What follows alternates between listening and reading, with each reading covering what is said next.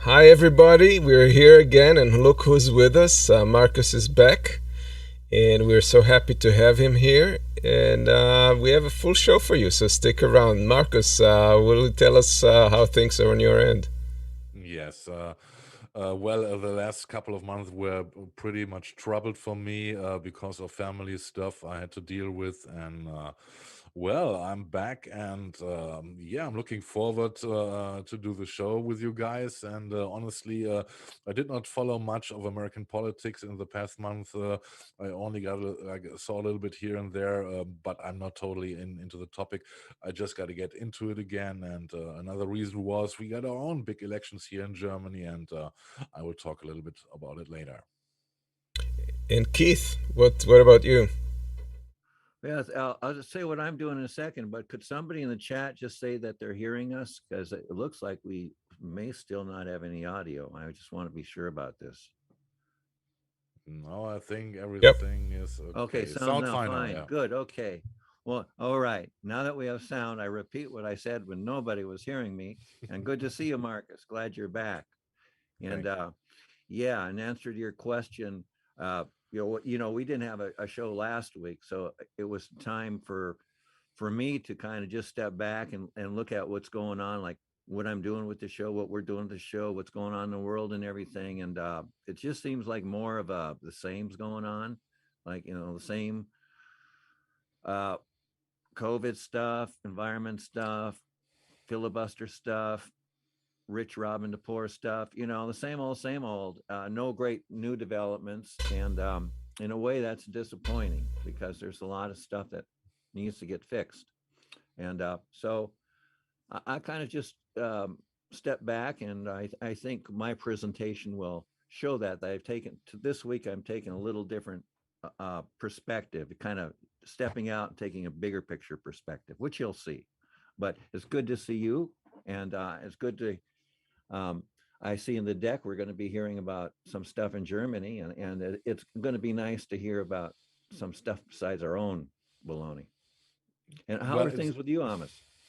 Well, I've been out last week. I went to camp and cave, just did some caving, and on my travels, I noticed something very odd that stuck out to me, and we will cover that later in the shorts segment as part of a topic. So it's about it. Like, let me just mention the the photoshopped card. Apologies, I didn't have time to make it perfect, but this is cinema flipping the bird to the voters, and that's going to be one of our topics here.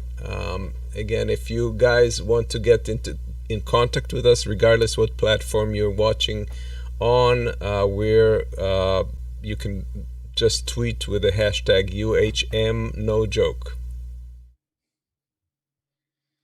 All are right, you so sure? Are you sure this wasn't a convention of her? You know, because if you look at go back to the card, please. You know, if you look at the background, everyone there is also dressed in yellow.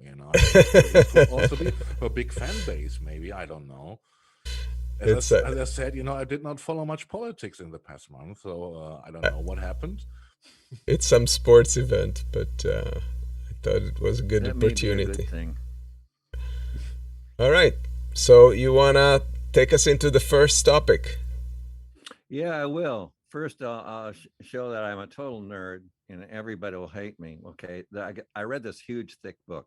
I mean, it was a challenge. This thing's like 600 pages long.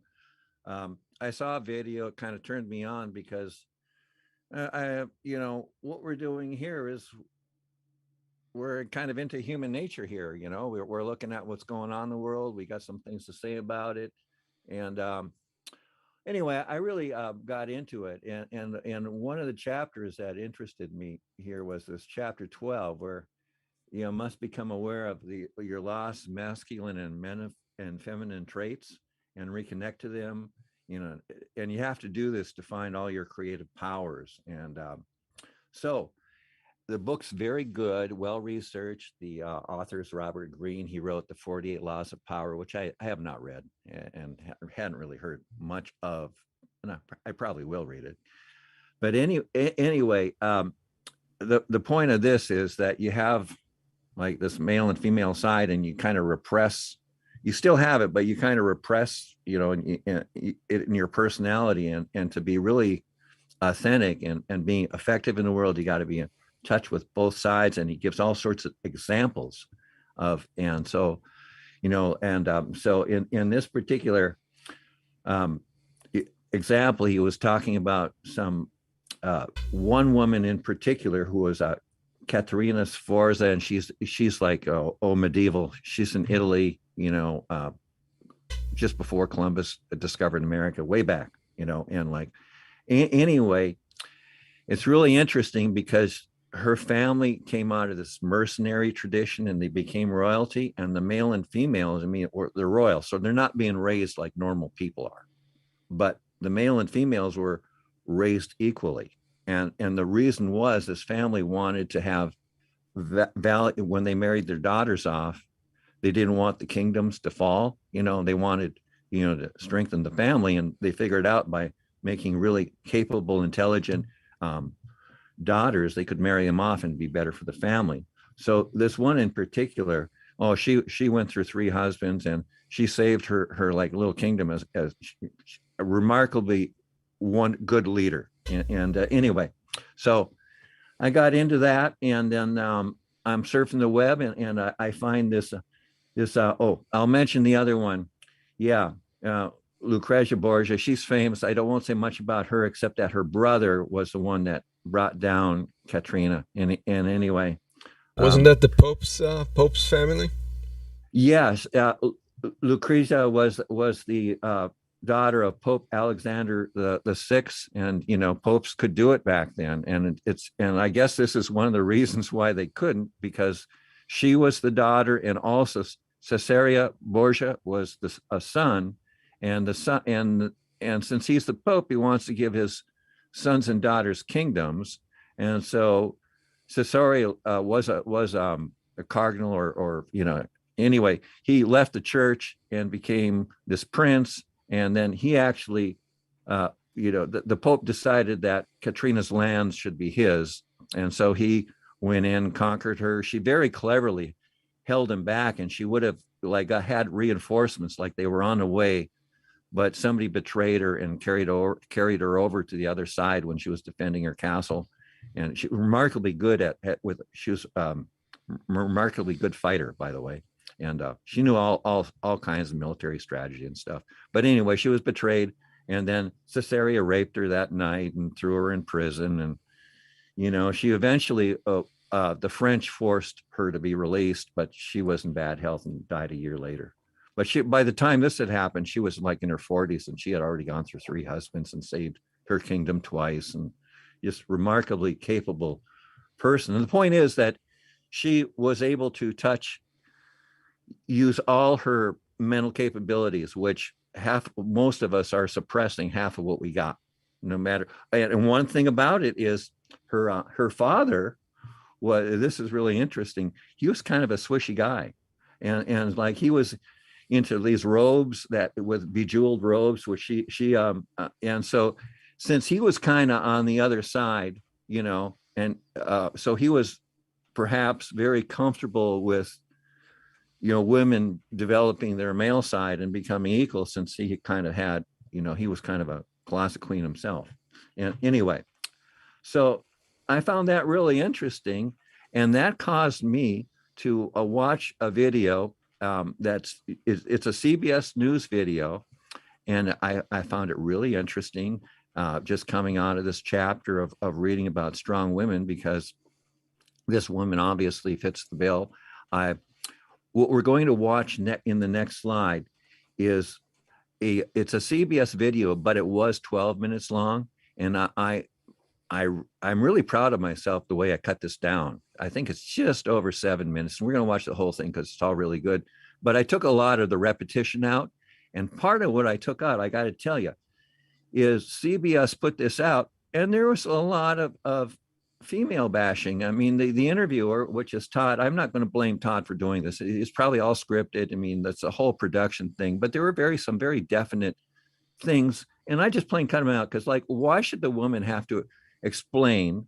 Why should a woman have to explain why she writes a book to make money? I mean, a guy can do it. It's I've noticed several times, and also in another Netflix video I watched about some people who are escaping Scientology.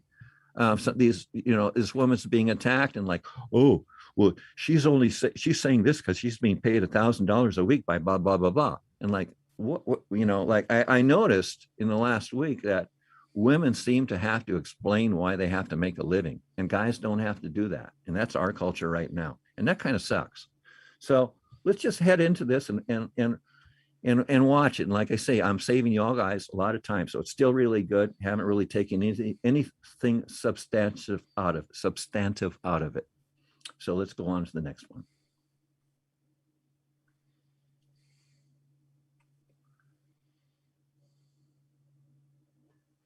Yeah, it starts a little slow here because I threw the cliff notes on the front of it, because this is the abbreviated version. And this is the book she wrote. Many times in Trump world, you're asked to misinform or perhaps lie on behalf of the boss. So you're doing a tell-all now. Why should we believe you? In short, I don't have anybody to answer for anymore. I had a lot of time to reflect. I really moved far, far away from the bubble of D.C. and had a long time to almost deprogram myself from what I went through and reflect on it. And I wanted to write it down. And I thought to myself, if I'm going to write a book, I want to write something that is just honest and brutal. And, I don't spare myself in there either. And I hope that people will just take that for what it's worth. Do you believe President Trump thinks he actually lost the election or not?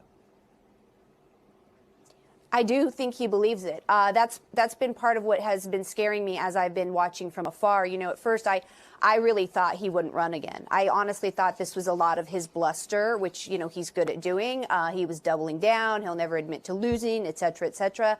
I thought he was going to just kind of raise some money so he could pay off legal bills, et cetera. But I think now, because his base is reacting to him the way that it is, and polls are showing that he is still very much the leader of the Republican Party, and very, very few Republicans are refusing to speak up about, his role in January 6th, but also this current attack on democracy with regard to election integrity. I think he is going to run again. And, that's why I'm speaking out the way I am. I don't want him to run again. I think people aren't remembering that if he does run again in 2024, he'll have no guardrails because he will never have to worry about re-election. So he will do whatever he wants. He will hire whomever he wants. And I think that includes people of the January 6th mind. And I think that, earlier your guest was talking about the DOJ and it being weaponized. Imagine who he could put into the DOJ in 2024, knowing he's got no consequences there. Who was, you heard Senator Whitehouse saying, do you have an idea of who was helping sort of fund and back these crazy claims of the president and his former chief of staff, Mark Meadows? Well, certainly I know, as does the public, that there was Rudy Giuliani and Sidney Powell and some of those characters. I do know that there were a lot of private meetings in the residence taking place that were perhaps not taking place in the White House where there would be public documents about that. So hopefully the January 6th or, somebody will look into that, whoever the appropriate entity is. I don't have a specific name. I don't think it was one person. I think there were probably a few. So walk me through election night and the day after. There seems to be some evidence that he was accepting what was happening with the results and then something changed. Can you pinpoint it? I can't. I was with Mrs. Trump most of the night, to be honest with you. I wasn't, when I walked past to go to her room, he was surrounded at that point and by a lot of people from the campaign and by his family, et cetera. And he was just angry and wanting somebody to call Fox about calling Arizona. When they went down to take the stage, I remember specifically there was still kind of a debate on what he should say when he took the stage. And it was kind of decided he should say, we'll see what happens, which obviously he did not say that when he took the stage. So I think he just refused to give up. I mean, it's Donald Trump, right? And he will never admit to being wrong or to losing anything. And now he's doubling and tripling down because he's got so many people supporting that theory. I think one thing he's gotten really good at, or he did get really good at as president, is taking advantage of the base and this group of people who are, you know, so desperate for a voice, which I understand and support. But I think they're being taken advantage of now. And I think he knows they'll do whatever he says.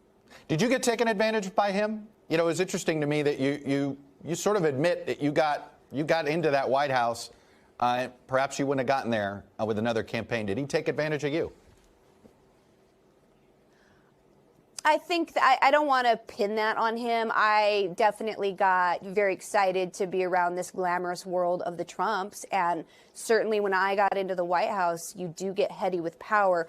I don't know that he took advantage of me in that regard. I think that was my own weakness there. I wish I would have been a bit stronger. You know, I've heard from several former Trump staffers, some of whom who share your concerns about him, but say that every decision you made was always in the best interest of yourself, whether it was to stick in order to get a good job in the White House or now to do a tell-all when you need to make money. What do you say to that criticism? Well, two things. If there are people who are sharing my same concerns, I wish they would speak up, because right now, looking back, I don't think is what's as important in terms of personalities and who did what, why. But I would disagree with that wholeheartedly. When I was in the White House, I lost a lot of friends and a lot of family, and I think I lost a little bit of my own moral compass. And now leaving, you know, yes, I got paid to write a book, but you cannot put a price tag on what is happening to me now. The right is mad at me. The left is mad at me. My family is getting threats. I'm being smeared, I'm being sued. I knew all of that would happen. So when I wrote this book, I knew this was going to be a very, very tough battle. So yes, I got paid, but there is no price tag for what's going on. I just find it to be very, very important for the country looking forward. You said one of the reasons you're speaking out is you hope he doesn't run in 2024. If he does, do you plan to actively work against him? If I'm asked to, if there's anybody who wants me to speak out or talk, yes, I will. I think that, you know, I had a very unique perspective in that I worked for the former president, I worked for Mrs. Trump, and I worked for both of them at the same time. I know the way they think. I know the way they try to distract. And if there's any way I can be helpful to help decipher some of those movements and what's really going on, I would do that, yes. Do you think if he's elected again, he'll destroy the democracy? I think it will be a very terrifying time. I think he's on a revenge tour right now, right, with the people who voted to impeach him. I think it will be nothing but revenge, retribution, and how he can benefit himself. There will be pardons happening. I think there will be very draconian policies that go way too far. So I believe if he is reelected again, it will be a really, really scary time. Stephanie Grisham, the one-time press secretary for former President Donald Trump and former Chief of Staff of the former First Lady. Thank you for coming on and sharing your perspective with us. Thank you for having me. Yes, Stephanie Grisham, interviewed by Chuck Todd, and she was press secretary for a day. She was secretary to both Trump, so she saw what was going on, and I found her to be very credible. I mean, I've watched this tape just to cut it down and everything many times, and one thing, I watched it silently, and I could kind of tell that she was being sincere. Anyway, what I'm ranting about is I think she's worthy of some respect, and I like her style. Unlike what we're about to see next, which is another strong woman. And let's move on to the next one, Amos, because that's my theme today: strong women. Oh, God. Yes, Amos. Before you do, though, I'm curious. I don't remember, how did the press deal with Scaramucci when he turned critical of Trump in the aftermath of his service? Was there a similar critique, or wasn't there? I sincerely don't remember. I don't know. I really don't. one thing I feel about what Stephanie Grisham did here, or Grisham rather, is, she didn't have to do what she was doing. She could have been she could have stayed to be she could be a Trumper right now, and she's not. She's saying her truth. She would probably sell just as many books as touting the Trump line, right? Yeah. Well, one thing I didn't like her having to explain why she's writing a book. I mean, if you write a book, actually, it's kind of hard to do. You got to concentrate and, put it down, pick it back up. And personally, anybody who writes a good book's got my respect. Because how many good books have you written lately, Amos? I haven't written any. I mean, So, there are people who perhaps want to cut her down because she used to be a Republican working for Trump. I don't know. I don't know who she is. I haven't met her. I just see her past as being neutral, and I'm paying attention to what she's saying now. And it seems very sincere. I like her style. And, I think she's showing, I started this out talking about human nature and this chapter on, balancing your female and male sides. And I think she's got a good balance, and to even do her job, to be press secretary for a day, I couldn't do it. That's way above my pay grade. But speaking of pay grade, I would not say this woman is above my pay grade. So yeah, this is a very short one. The empty green.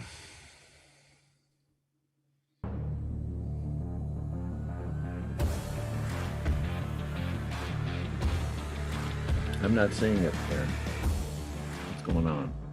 Joe Biden abandoned Americans in Afghanistan, Okay. got 13 of our best soldiers killed, gave a kill list of Americans to the Taliban, and armed an Islamic terrorist nation with $83 billion in weapons like this one. Biden should be impeached. Now I'm doing a gun giveaway of my own, but for Americans only. I want you to win this .50 caliber rifle that Democrats will ban if they keep the House next year. While Joe Biden broke America's pledge to never leave a man behind, Nancy Pelosi is sneaking the Green New Deal into the $3.5 trillion budget. And in 2022, I'm going to blow away the Democrat socialist agenda.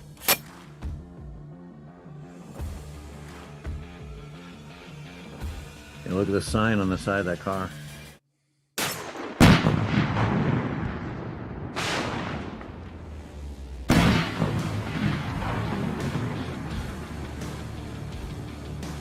Go to the website below and sign up to win my .50 caliber gun before Joe Biden bans it. This is your brain on drugs, folks. And nothing in this ad makes any sense. It is meant to make not any sense. It's perfect for our audience. And well, for me, it is absolutely because of, as I said, we are freshly under the impression of our own election circle here, and we also had campaign clips here in Germany which looked a little bit different than this, for example. It is mind-blowing, and I only wished that the moment Literally. she shot that gun, that the gun would have hit back right into her face, and broke her nose, and something like this, because I cannot stand that woman. I hate her. I'm sorry. Don't be sorry. But the ad's appealing to somebody. Yeah, And- of course. Yeah, of course. And it that's is. the thing, Yeah. I mean, oh, she's a horrible person, and but other people, not everybody feels that way. Yeah, exactly. And well, I read an article a couple of days ago, and the writer says that he feels that we are living now in a time of constant outrage. That we are looking for a thing we can get angry about. And because this gives us the feeling we are on the right side. And I think this is in these times, this is coming out more and more, and it is. We talked about this many times. It is not about facts anymore. It is about ideology. It is about feeling. It is about fear. And I think fear is a very important aspect in this. It is a fear of losing control. We can see what's going on with the Republicans, or with they're becoming more and more right wing.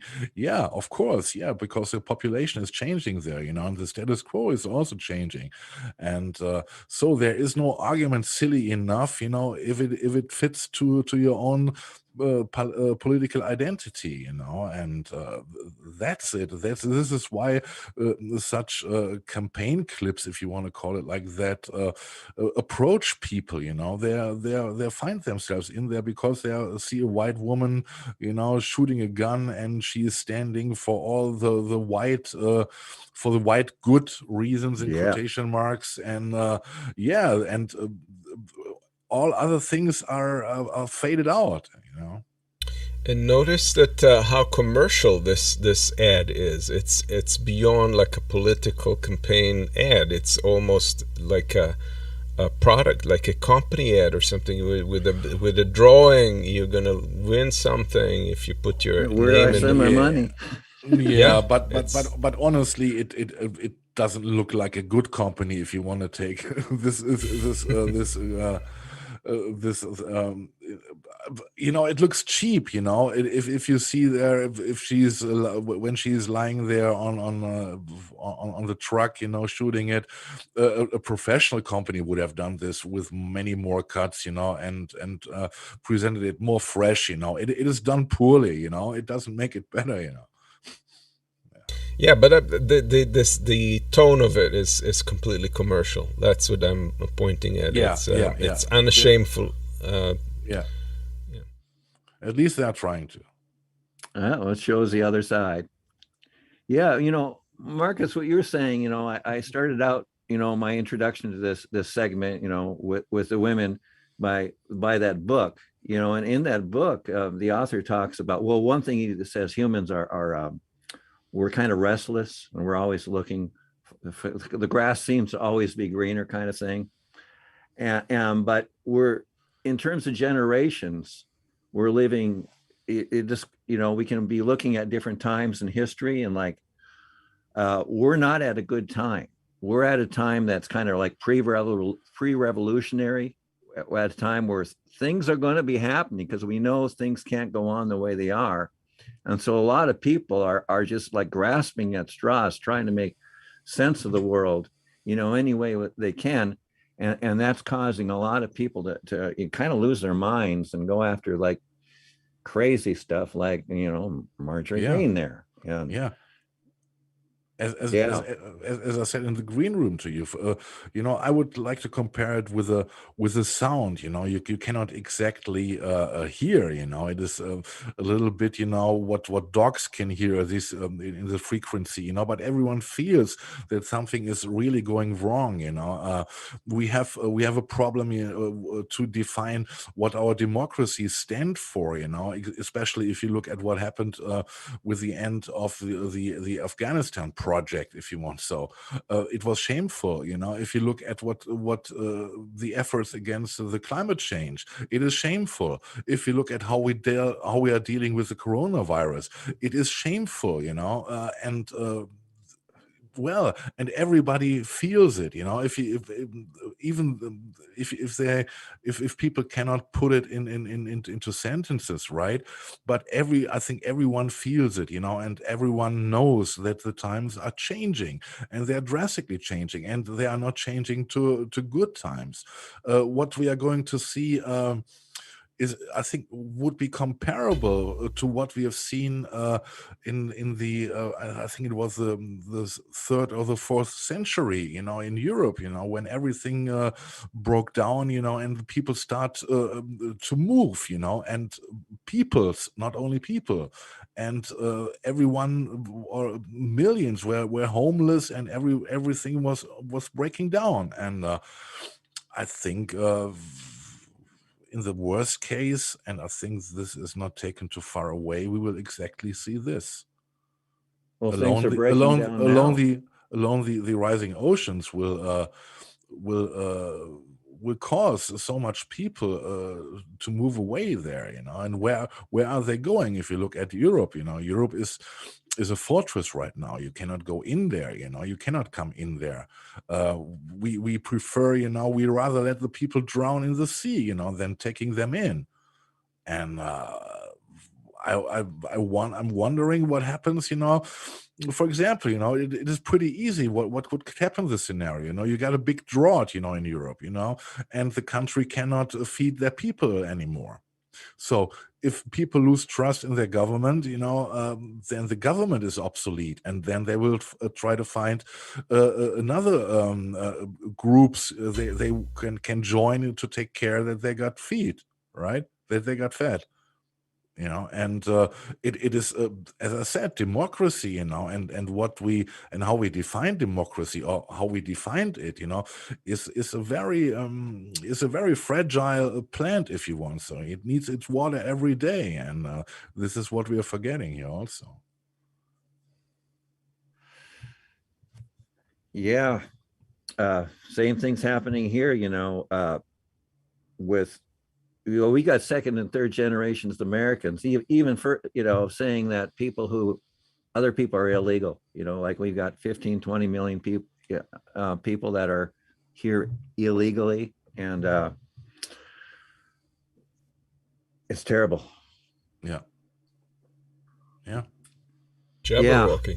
And as I may add one thing, a couple of years I read a book. It was written by Konrad Lorenz, who was a scientist of behavior, and he said that the so-called evil, is a part of us. It's a very important part of us, and this is how he explains, we are functioning the way we are functioning, Oh, well, the Human Nature book made a very clear point on that. Is the more we pretend that's not there, it's the stronger it gets. Yes. And so you got to know who you are, get in touch with and be honest with yourself, and if you had some bad thoughts, admit them to yourself and work on them, but yeah, if the more you push down the evil side, the stronger it gets. Yeah. So Jabberwocky. Yeah. Okay. So sometimes, we read articles, and I decided I'd read an article, and the author of this article is me. I wrote this Friday, and I'm going to say before I read it that if I offend anyone, I'm sorry. If you honestly believe, that the vax is bad, through honest belief, I got no problem with you. But I do not think all people do. And so I'm going to read Jabberwocky, which I wrote Friday now. And here we go. It has taken me this long to figure it out. Some people are stupid. That muddies the water. It made the real bottom feeders hard to see. There's a certain kind of American who feels entitled, the kind of American who took over the Capitol building in Washington last January. And these Americans want Trump back. Why? Cutting taxes on the rich does not help most of us. Freedom is a lame excuse and not the explanation. The explanation is that, 1, no anti-vaxxer believes COVID will seriously harm them. 2, not getting vaxxed shows you don't respect the election of Joe Biden.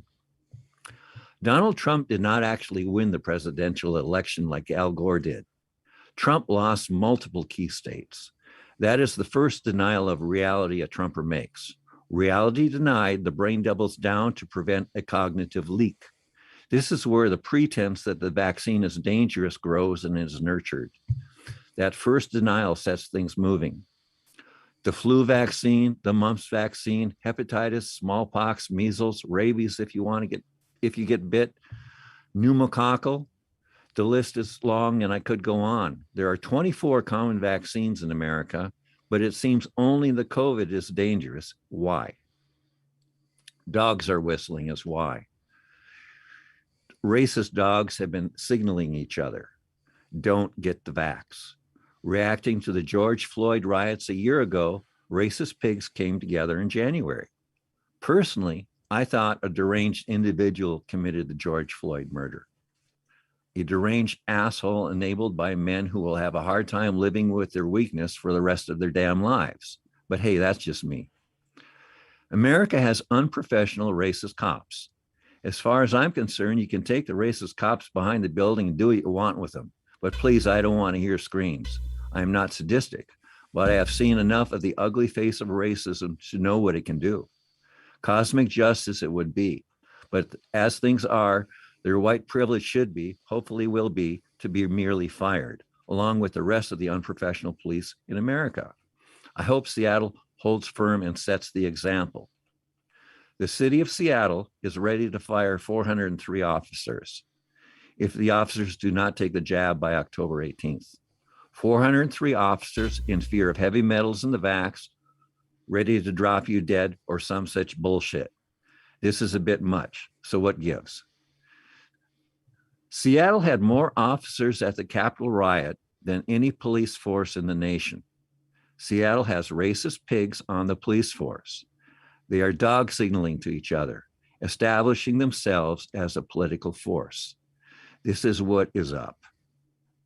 There is no issue of freedom involved. The officers are only refusing orders, mandating a vaccine tested and now shown to be safe by distribution of more than 1 billion doses is reasonable. A simple order issued for the public good. This is hardly worth any debate. We really do have better things to do. Ensuring the safety of people as they go about their daily lives. That is what police officers should do. Taking the jab is part of that mission, ensuring public safety. Policing is a responsible and professional job if it is done right. When the mission is to ensure the safety and freedom of citizens, done right, it is a job worthy of respect. Things in Seattle will soon get interesting. I will be disappointed if there are no firings. This is a clear example of unprofessional police identifying themselves. The opportunity should not be wasted. Fire the racist pigs. But the idea that Seattle is ready to fire this many officers at once is ridiculous. Pay in a hostile city council, which has drunk deep from the defund the police poison cup, makes for a very bad working environment. The force is already short-staffed. Who would want to be an officer in Seattle? Other cities pay more. Some city councils think building a professional police force is part of their job. Not so in Seattle. Officers know this and have been quitting. Many people in Seattle think having no police force is a good idea. These people have lost their minds. In America, the unifying force behind anti-vax is racism. Australia, with spectacular anti-vax riots, also rants about freedoms, but I think they have different reasons. Brothers of a common mother, sort of. Aussies are people who suffered through public educations. They know better than to think that COVID vaccine is actually dangerous, just like Americans do. In this way, we are the same. Some Aussies were even born in hospitals under conditions of modern medicine where they were vaxxed. I'm not Australian. I don't know what specific bitches they have down under, but the basic phenomena is the same. People are trying to build a political force. Isolation is the stimulus. Isolated by draconian rules, Aussies know they are being manipulated. Anti-vax is their way to strike back, and they don't have many options. Racism is not unknown down under, but if America points that finger, 3 other fingers point right back. To some people, what I write today may seem perhaps extreme. I don't give a fuck. Previous generations fought hard for civil rights. Now I see half the people in America don't seem to know what civil rights are. They have forgotten how fucked up things were, and not so long ago. The oppressed, ignored, and in America, too many people are fine with it. I see racism as a unifying force behind the populist Trump Joe Biden is not real following. A racist following, dog whistling to each other using anti-vax bullshit. In Seattle, people who clearly have no ability to be professional police capable of serving the public good have clearly identified themselves. I hope Seattle does the right thing. As hard as it is, fire them. And that's my article. So I wrote that, and I was going to make some slides because there's some local news articles and stuff that I could post and whine about all this. But, I just, I felt so strongly about this. I just wrote this, and I thought it'd be better if I just read it. And now we can talk about it. One thing I will say, like I said before, if you are if you're not racist and you authentically believe that vaccines are bad, I can respect that. However, what I think is that number is very small. And I think that the actual fact of the matter is, okay, what happened to me is I figured out one person in particular who writes on the internet actually does not believe that vaccines are dangerous at all. And I kind of caught him, I kind of figured him out. And then I realized he's not the only one. There are a whole bunch of people like this. And so you've got a minority of people who, for whatever reason, say, I'll call these legitimate people. They believe that, the vax is dangerous or whatever. And, maybe, it's got chips in it or whatever. I don't really care. Most of us don't feel that way. But this small minority of people seem to have, exaggerated their following. Like they're all over the news, and we think there are more of them than there actually are. But within that, those are the authentic people. The unauthentic people, I really have figured out, they're posing. They don't believe, the first thing, if they get a toothache, they're going to go to the dentist. If they get a pain in their belly, they're going to go see a doctor. They're going to have no qualms about taking whatever medications or treatments, modern medicine can give them. But, oh, geez, it comes to a vax, heavy metals, untested this, on and on and on. And I'm calling the bullshit. No, what you're actually doing is you're thinking, number one, is that it's not really going to hurt you. And since it's not going to really hurt you, you can play this game with other, and it's basically people coming together, and they're using this to dog whistle. Yeah, which is a very specific term, Yeah, go ahead, Amos. Well, Jilly says what sane person thinks that forced experimental jabs are ever okay, but they're not experimental. Neither are they experimental, nor are they forced. They're forced in particular jobs if you want to keep the jobs. But it's not experimental. It's been tested. We've gone through a period of time of testing. It's based on other technologies that have been tested. Even mRNA vaccines are not new. They're just like new in the sense that they're deployed they're about 20 in such years old. Yeah, but they haven't been deployed at such a level before. But there's another study in Israel, another one that came out that showed that people who got vaccinated, people who got the natural immunity from getting COVID had twice the likelihood of getting reinfected. So it was thought previously that natural infection would be more robust than the vaccine. It turns out that it may be for a short period of time, but it wanes faster than the vaccine. So that's another thing to keep in mind. As a matter of fact. Yeah, well, that's just more sense in an issue that has been totally politicized. So that's a true fact which we can promptly ignore if we don't like it. Yeah. I think we have to separate between those people who really think an injection, a jab could harm them, who are afraid of it, and on the other hand, we also gotta see those who are doing this as a part of their lifestyle, because as I said before, it's part of their identification. They are using this as a weapon. And I think in this case, I don't agree. I think those people who are afraid of it, they should be taken seriously. But on the other hand, we should not try to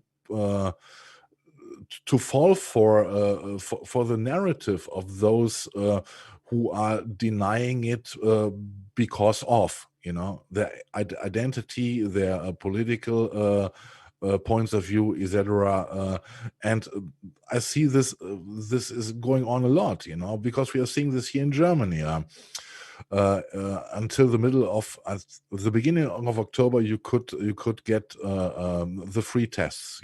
Everywhere you were going, if you would like to enter a shop, etc., you got to do a test, and it was free to do. And it cost nothing. This changed, because a good part of the German people are vaccinated right now. And of course, it is paid by taxpayers' money, the free tests. So they are not free in the end. And the question was raised in how far is it fair, for those who are denying a vaccination because of political standpoints, etc. Why should we pay for this? So it was decided that the vaccination, the testing is not free anymore, and those who are denying the test and say, no, we don't want it, but it is enough if I get tested every time, they have to pay for it, and you could see suddenly, that the numbers were increasing from those people, who did not want to get vaccinated in the first place, suddenly it was possible, because it was not so easy anymore, to get the testing, it costs money now, and and this is you can see in how far the fears are reaching. Then you know exactly it has to do with another reasons why those people refuse to do this, and suddenly they did. Yeah. And Jeffrey, you're right about the fact that polio didn't go away until they started the vaccines, and that is true. And look at where we are now with polio; it's barely showing up anywhere. So it's clearly should be part of the toolbox. And Jilly, regardless of what it is the solution is, they're going to make profit. That Merck is going to make huge profits on the medication that they're developing, that they claim is 50% stopping you from getting worse. It's like, if not the vaccine, then something else. It's not like that's the only way for corporate to make money. We don't have to honestly, we don't have to discuss, in how far the pharma industry is helpful or not. I think we saw this many times, especially when we are looking at America, the prescription prices there.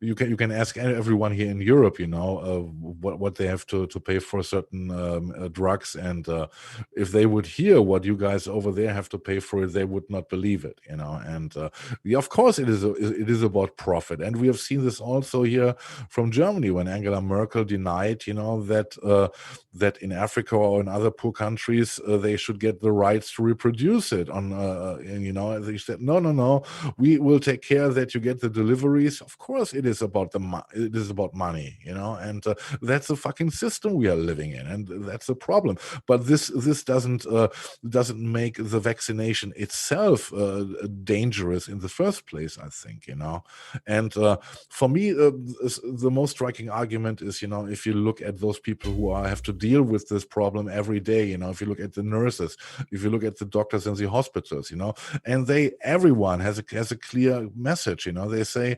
we have cases of COVID, from those people who were vaccinated, but in comparison to those who were not vaccinated at all, it is striking, they clearly say, that if you don't get vaccinated, you definitely will get the virus. There's no chance to escape it in the long run. So better be protected, because it can help. It can help to save your life. And the thing is, we saw when the highest point in the of the wave was reaching. We saw what work and what a job the people in the hospitals did. And we should also take care of them. And because they did an excellent service in this time, for being underpaid, by the way. I don't know how the situation in America is, but in Germany, they are heavily underpaid. Yep. Well, Marcus, I agree with you. What I wrote is kind of one-sided. Yeah. In that it does leave out sincere people who say, but my point in doing all this is to bring out that there are multiple people involved here, some of whom are actually dishonest, and we don't want to admit it. And these people, there's a whole, so we can rant on and on about the science and the facts. And basically these people already agree with us, so they're just lying, and they are saying otherwise because it's in their political interest to do so. Yeah. And they think it's a small thing, and they think they won't get hurt. And I just wanted to bring that out.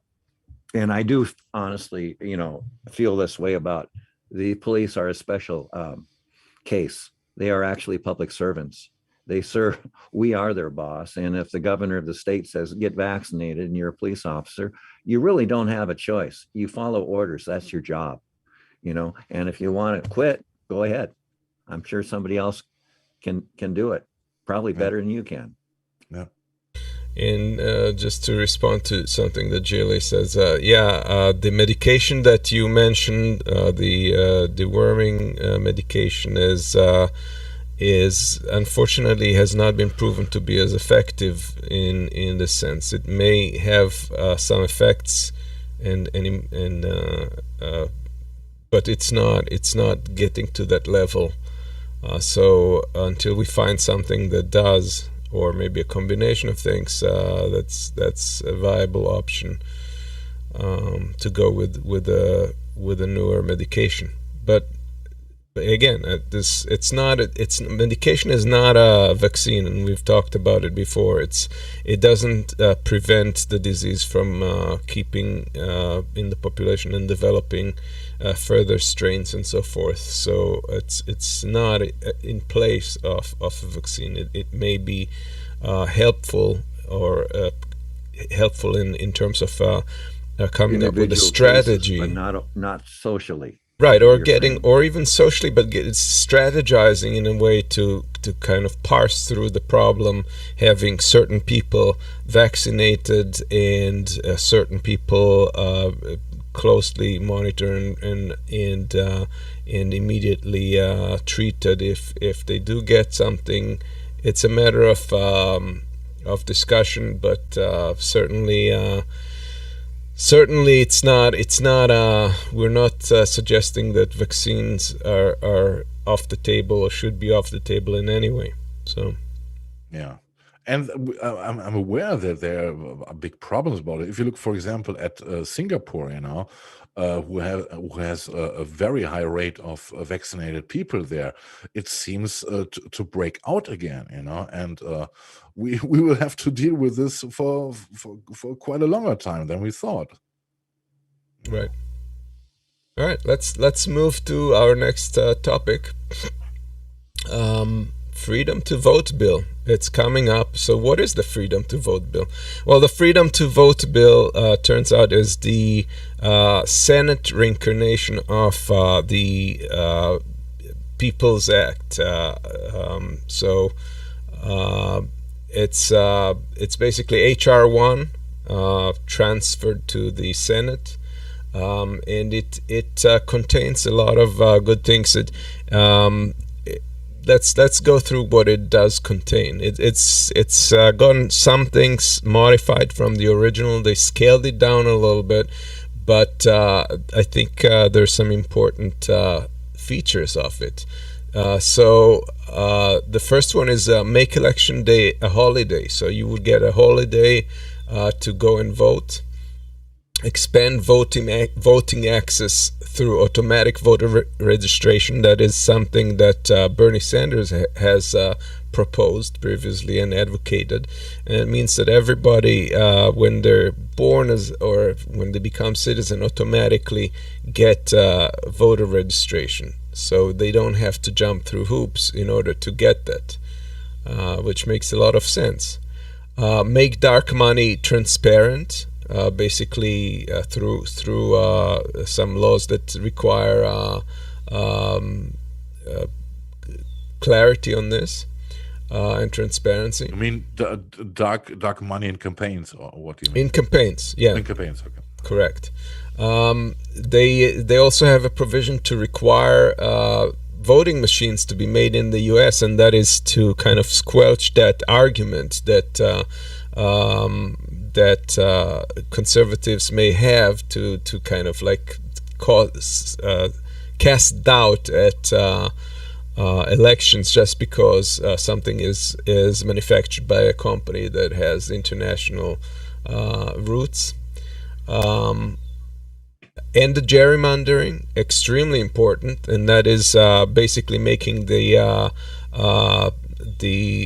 zoning based on a neutral criteria, so that it can't be engineered the way Republicans have been engineering, and also some of it Democrats, but the Republicans just seem to be better at it. So that would end that. There's a 15-day of early voting requirement.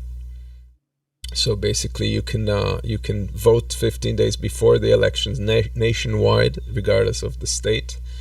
Block state anti-voter laws, and that is extremely important because the current laws that have been passed in various states allow the states to generally disregard the popular vote if they claim that it's questionable, and then appoint a representative or a delegate on their own. So basically, they could nullify the entire. If the vote doesn't go their way, they could nullify the popular vote in their state and send a delegate that would vote for the other candidate. What else is in the bill? National ID standard with reasonable alternatives like utility bills or bank statements. So basically, that is kind of like calling the Republicans' bluff. So basically, you'd have to have ID, but you'd be it would be flexible as to what was allowable, so that you can't use that as a criteria to try as a means to try and whittle down the electorate, or make it more difficult, create hurdles and challenges in the way of providing the ID, which has been the practice in recent years. There's also a national standard of vote by mail, which we've seen Republicans try to kind of demolish vote by mail, and this would reinstate it as a viable means of election that's protected federally. Former prison inmates would have their voting rights restored. And that's, again, something that Bernie Sanders has advocated. There'd be a same-day registration for voting, which is important if you find yourself unregistered for whatever reason. Somebody purged your name off the ballots, of the registry, and you want to reinstate it. You could do that the same day. And prevention of unlawful voter purges. And that's another thing that if there's some state doesn't like the vote results, they, at the moment, as unbelievable as it is, they can decide to purge the voters of certain areas, certain counties and districts, and that would protect those. And there's also other aspects of it that pertain to campaign finance, and the most important one for us is the small donor campaign finance matching for Congress. It's already implemented for president and in state elections, and it would be a 6-to-1 matching public fund.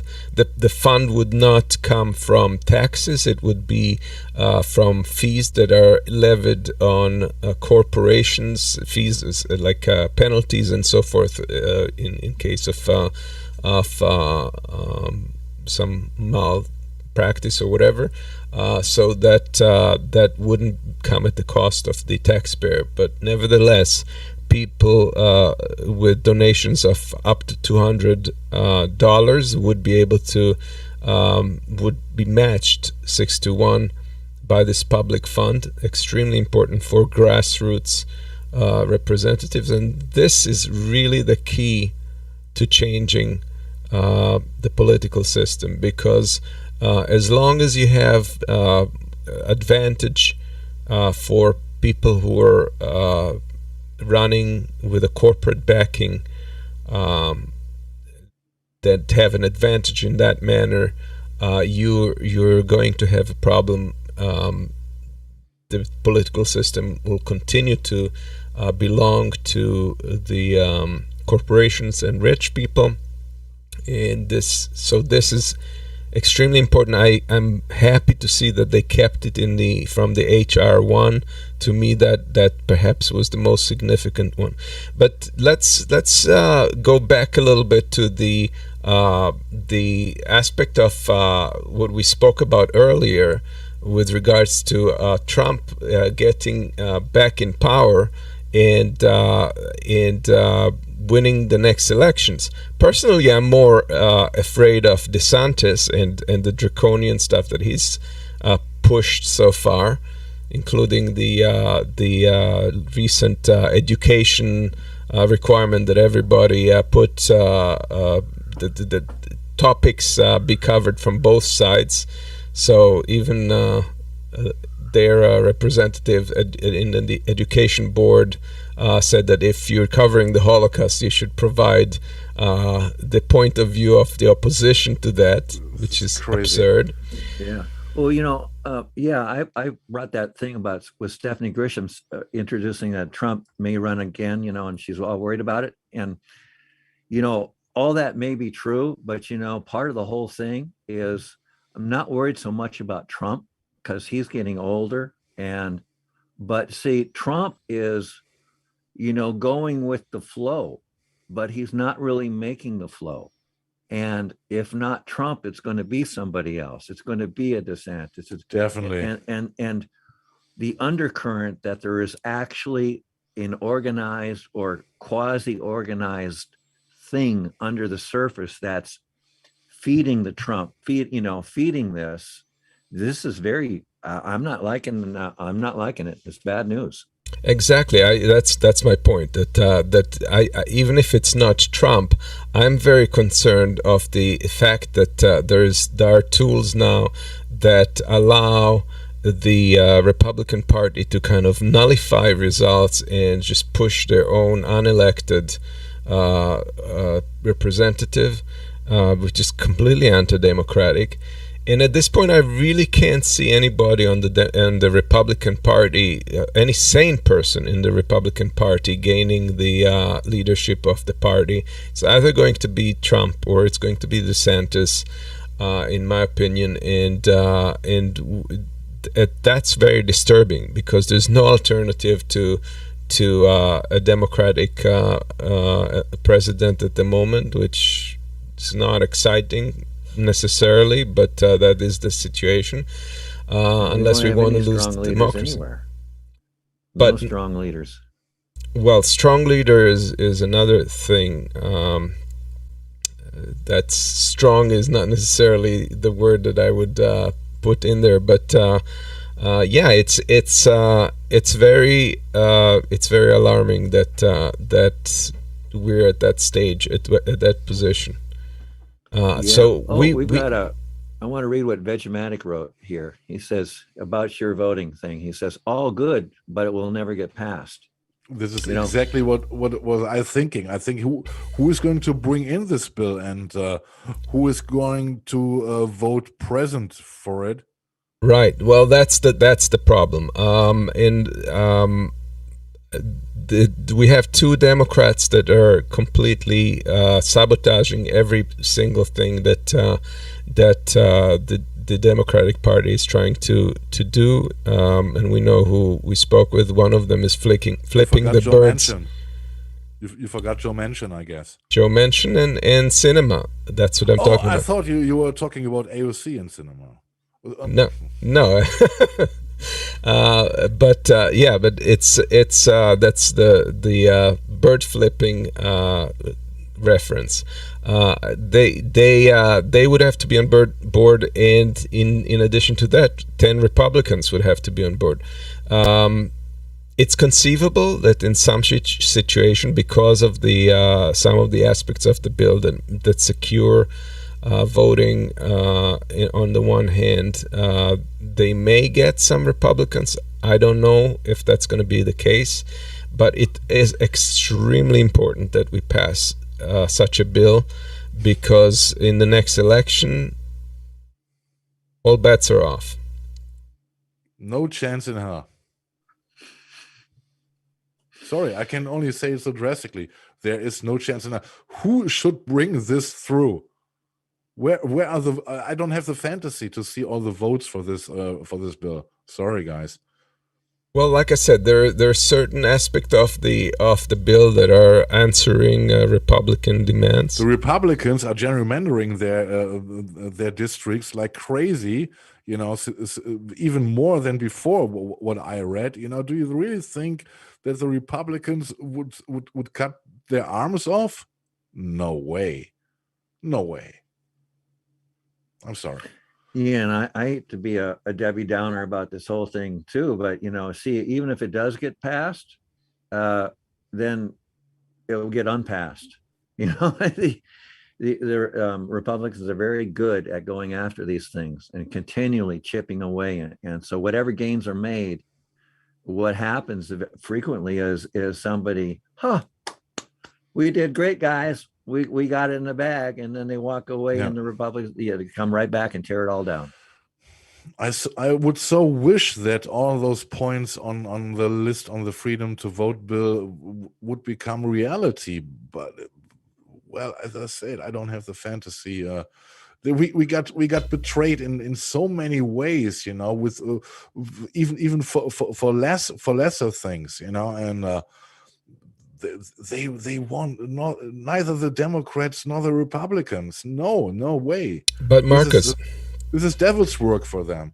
Marcus, this is a shopping list. You go into the store, the shopping list. They may not have cucumbers, but you're gonna get maybe your tomatoes and some burgers or whatever you need to fix a dinner. So there are elements in here that we cannot forgo, that we cannot afford not to pass, and those are ones that are going to play a major role in the next election and how democratic it will be. So that's all I'll say. You can't shop with bare shelves. That's the thing. Yeah, well, we'll see. We have a bunch of politicians that are going to be talking behind closed doors. And we'll see what happens. That warms my heart. Yeah. Well, either that's what democracy is about. So yes. Whether you like it or not, I mean, I would like to pass the bill just straight on, just like it's written. I would have liked to pass the HR 1 as it was written.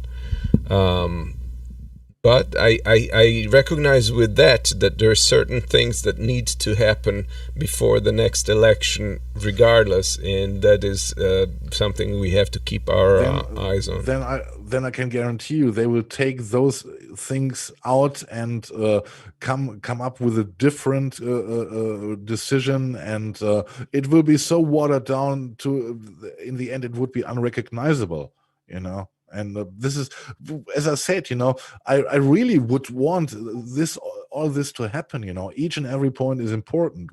You know, but guys, what did we see the past years? No, there's no doubt that that compromise is painful. Yeah. The good and the worse and the evil. Yeah. I don't know. I'm sorry. I'm cynical. What because we talked about it a little bit in the green room before the show. That I personally feel abandoned. What progressivism is a complete failure. If the label is shit now. It was ruined. And I don't see anyone, I don't see anyone who is trustworthy, or who is trustworthy, over the point, where it comes that they are in office. Once they get in contact with the establishment, with Washington D.C., everything it is like a switch. Everything turns around 180 degrees, and this makes me desperate and cynical. And this is why I was laughing away the bill, though I know it is important. Amos, don't get me wrong. But as I said, well, it is like it is. Well, I don't know if we have the votes. It doesn't bake the cake. Yeah, but I don't know if we have the votes to pass the bill as is. But in some form or other, the major parts of it needs to happen, even if we have to continue struggling. But we can't afford to toss this over one or another items in there. So it's definitely important. It's too important to forego this bill. All right. Yeah, next topic is the German elections. Though they are already 3 weeks ago, a lot of things happened here, and you can see Angela Merkel, the female leader of the free world for many, many years. Yeah, she is going to leave now.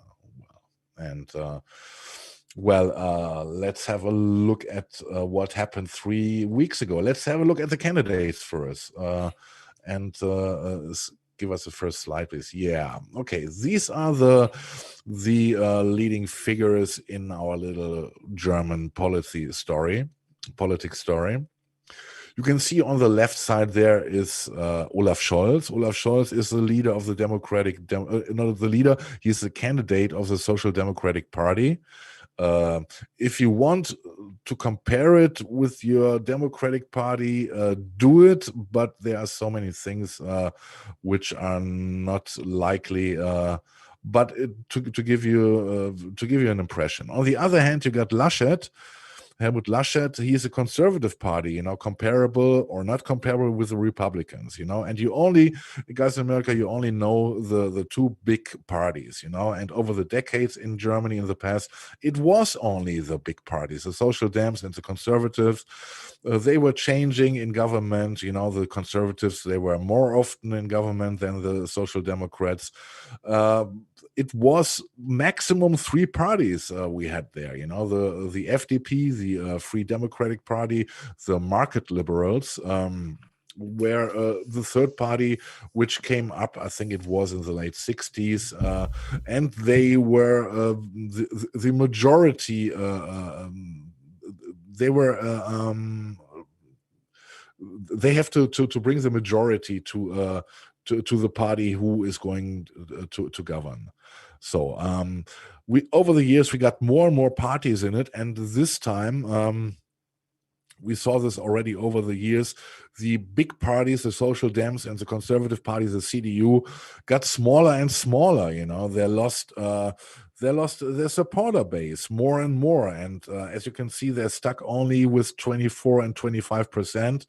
And that's all. And what was formerly a big so-called party of the people, it shrunk down. And Under this impression, if you can see in the first bar, the Union, the Conservative Party, they lost nearly 9% of their votes, which is a complete disaster for them.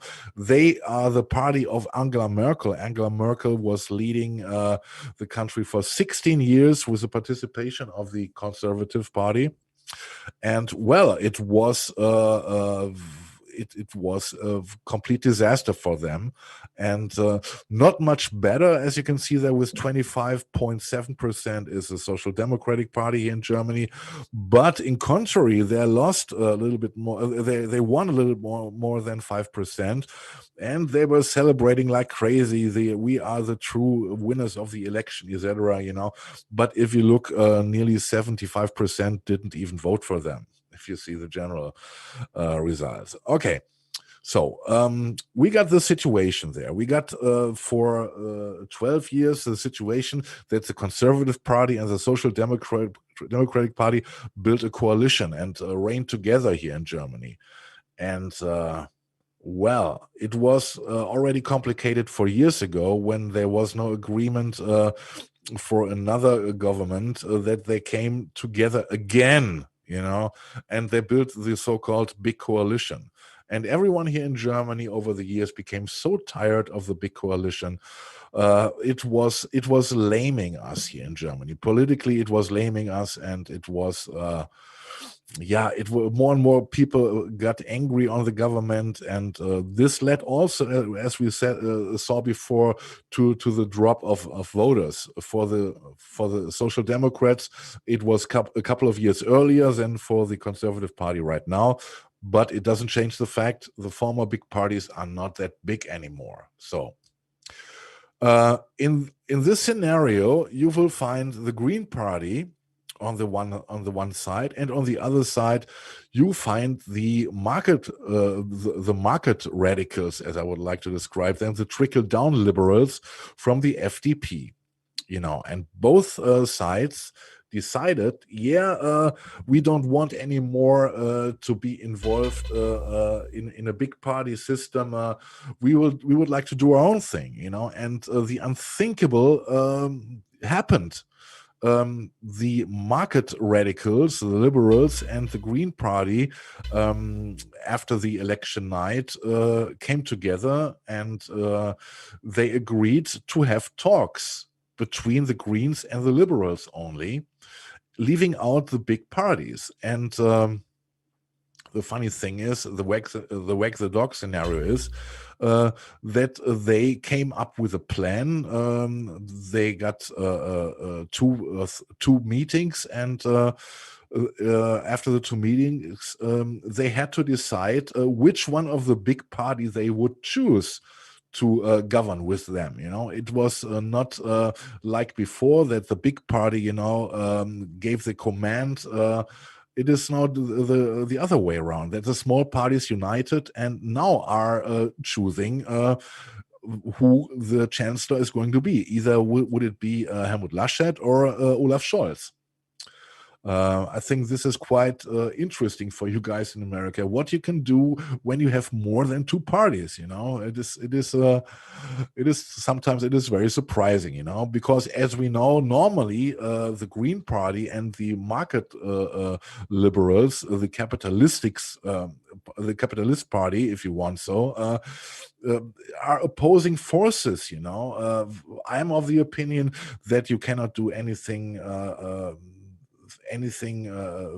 strategically against the climate catastrophe with capitalism, within the capitalistic system, and now both parties are trying to find to build bridges and to find a solution to bring their plans together, and we will see where it leads. They met lately yesterday night, and they came up with a 12 pages paper what they would like to do, and there is a lot of things going to happen. Starting with climate, with minimum wages, etc. Nobody knows yet how they would like to finance that, but that's a different story, of course. Most importantly is that it looks like that we will have a so-called ample coalition in the future. This means regarding the colors of the parties, you have the red color for the socialists, green for the Greens, of course, and the yellow party for the liberals. And Markus, who are the people in the picture? Okay, in the picture, this picture is one of the reasons why the conservatives performed so badly. You remember in spring, in April, we had our climate change event here. We had heavy rains, and the water was rising drastically in at some places here. We saw you saw the footage here. We presented them. There was also Laschet in, because every politician has to be in the area of crisis and to present himself, and this is how he presented himself, with not being aware that he was watched, and this was while our federal president gave a speech, and he made some jokes, and they were heavily laughing, and this was not digested too well by the voters. There were a lot of other mistakes Laschet did. I remember he was once asked by a reporter who was close to in reporting, who was close to the Conservative Party, who was asking him a simple question. He was asking Mr. Laschet, please tell us what are the most important things you would like to address once you are chancellor. And he said, the digitalization, internet stuff, and so is one big problem, and the other thing is downsizing bureaucracy in Germany. And she was asking at a certain point, and she was running next to her for I think 30 seconds, and he didn't had another topic. He was completely clueless, and there were many other stories like this we were seeing here, and he became a laughing stock, and this was clear that the Conservative Party with this candidate would not come far, and and the election results showed it, with a minimum advantage, the Social Democratic Party, who were also a laughing stock, the political laughing stock the past years, suddenly rises like phoenix from the ashes, and is now the winner of the election. It cannot be more ridiculous, if you ask me, because the problem is there was no candidate from the big parties, who really stands for anything. Laschet did all the mistakes, and he was not taken to be serious enough for the job. And Olaf Scholz, he's a kind of politician. He's like breath that spoils very slowly. But it is not attractive. He's a very quiet and quiet guy, and he didn't say much also when he was campaigning, but he had one thing which he felt was important for the voters. He copied the quietness, the seriousness of Angela Merkel.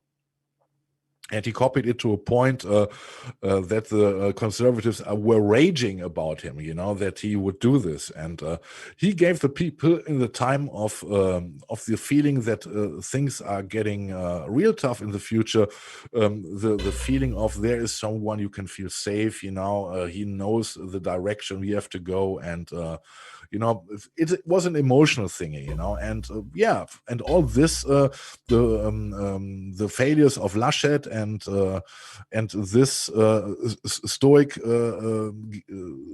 personality of Scholz brought him the win, and it's quite.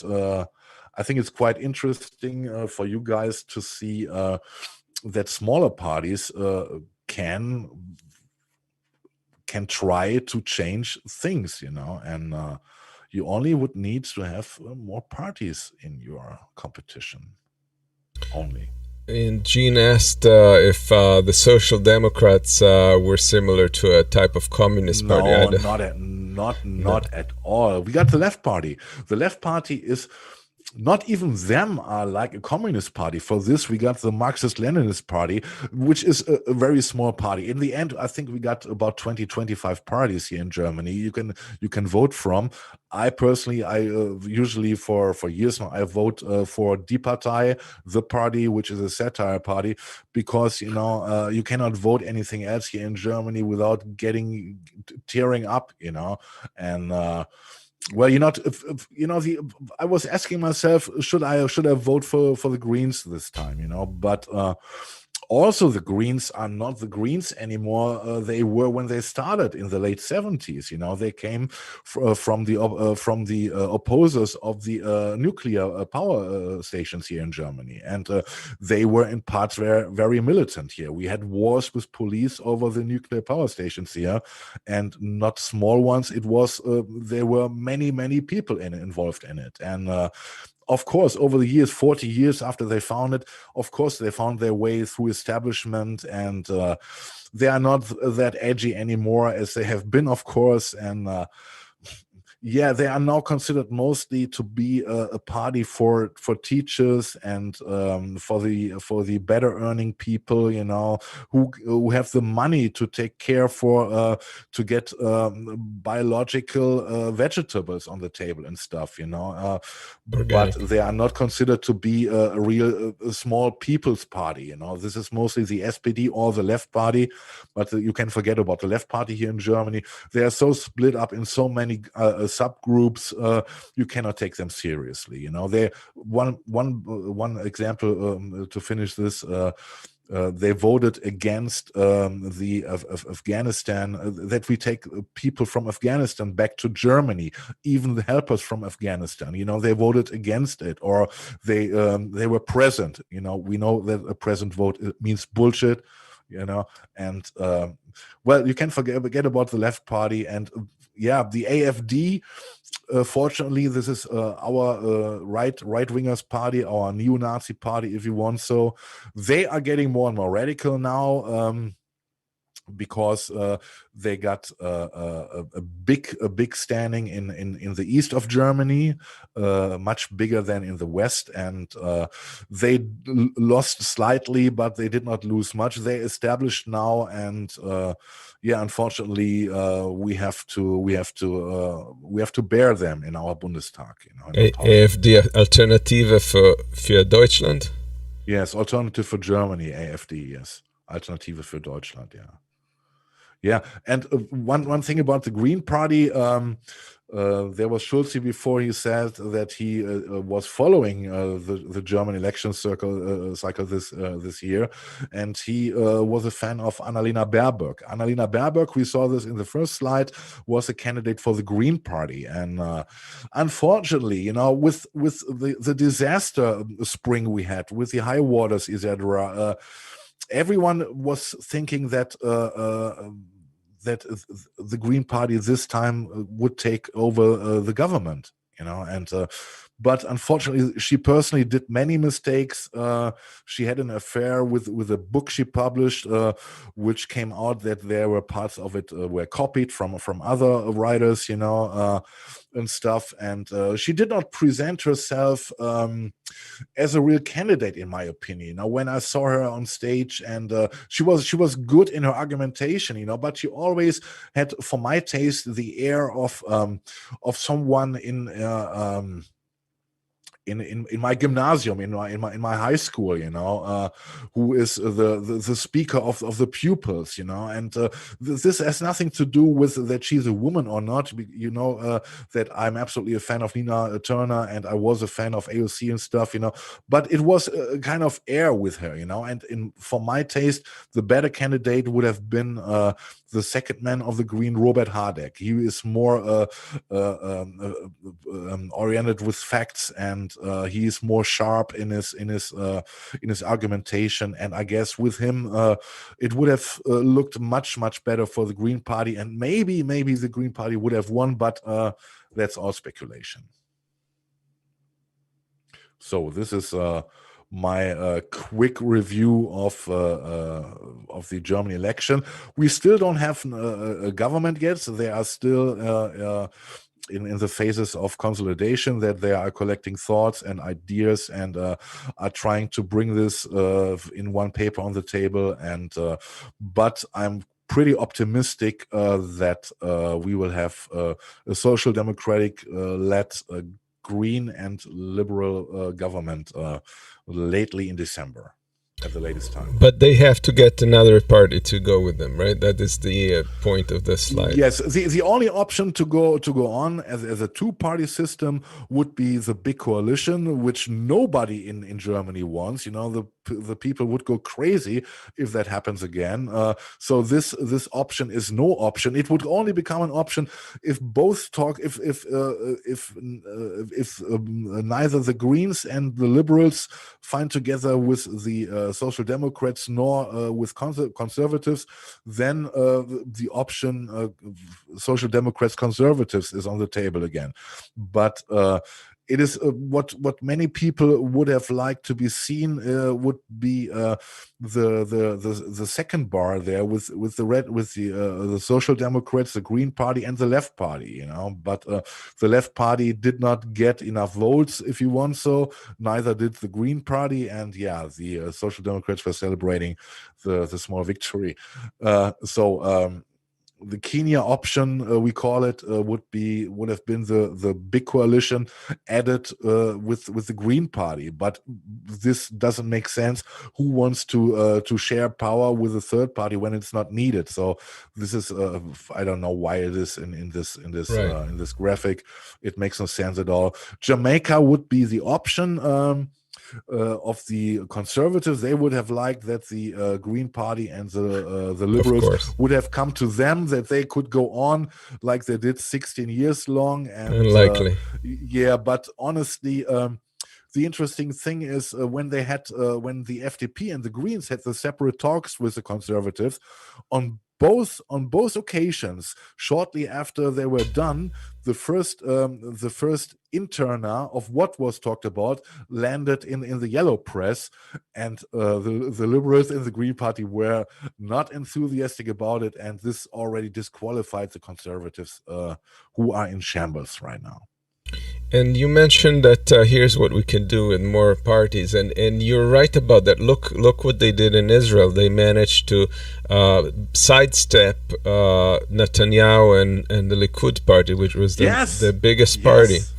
And this is this is the biggest surprise to me. You know, when it happened, you know, that Netanyahu was outed, and I said, how can this work? You know, there were far left side parties together with far right parties. You know, and then we talked about it a couple of days ago, and then I heard nothing about it. There is no noise about it. And I read an article, and the article says they are governing without any noises, and it works. Do you have any more information on how? I think the difference between a two-party system and a multi-party system is that in a two-party system, you elect someone and they end up doing what you don't necessarily like. In a multi-party system, they